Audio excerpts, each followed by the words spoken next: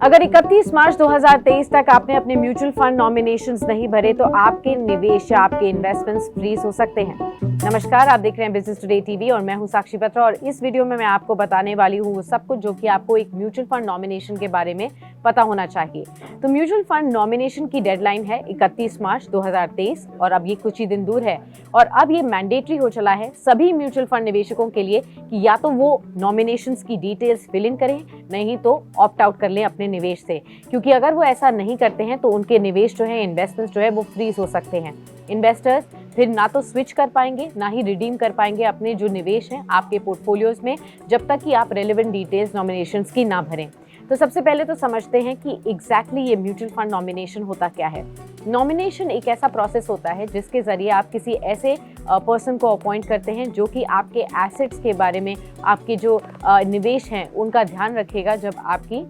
In an uneventful death हो जाती है।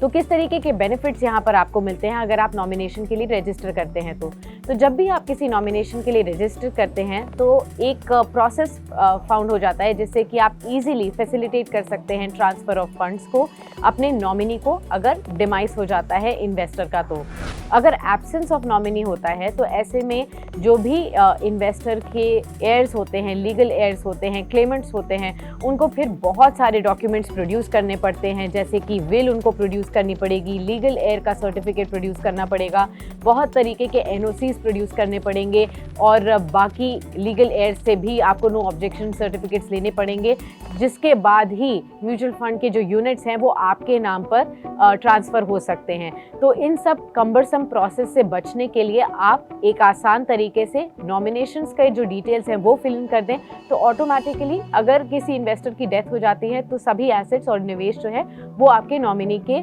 अकाउंट में आ जाते हैं या फिर उनके ऊपर उनको ट्रांसफ़र कर दिया जाता है। अब आप ये प्रोसेस करेंगे कैसे? सबसे पहले तो अगर आपने अकाउंट खोला है, म्यूचुअल फंड का अकाउंट ऑफलाइन मोड में खोला है और अगर आपने अपडेट नहीं किया है नॉमिनी की डिटेल्स, तो आप एक फिजिकल फॉर्म भर सकते हैं और नॉमिनेशन की डिटेल्स उसमें डाल सकते हैं और सभी अकाउंट होल्डर से उसमें साइन लेकर रजिस्ट्रार और ट्रांसफ़र एजेंट को आप ये सबमिट कर सकते हैं म्यूचुअल फंड हाउस में। लेकिन अगर आपने एक ऑनलाइन मेथड से म्यूचुअल फंड का अकाउंट खोला है तो आप अपने स्टेटमेंट को चेक करें, जहाँ पर आप देखें कि आपका नॉमिनी है या नहीं है, और अगर नहीं है तो आप म्यूचुअल फंड यूटिलिटीज़ एक प्लेटफॉर्म है जिससे कि सभी ट्रांजैक्शंस जो है इन्वेस्टर्स की, डिस्ट्रीब्यूटर्स की और बाकी सभी स्टेक होल्डर्स के लिए प्रोसेस होती हैं। अब ये प्रोसेस भी दो तरीके से हो सकता है ऑथेंटिकेट। पहला तो आप लॉगिन कर लें अपने अकाउंट में और नॉमिनी की डिटेल्स को वैलिडेट कर लें और एक OTP आपके अकाउंट में भेजा जाएगा, जिसके बाद आपके लिए ये प्रोसेस जो है स्मूथली ओवर हो जाएगा। 31 मार्च 2023 से पहले ये काम ज़रूर कर लें। वीडियो पसंद आया तो हमें लाइक, कमेंट, शेयर और सब्सक्राइब जरूर करें।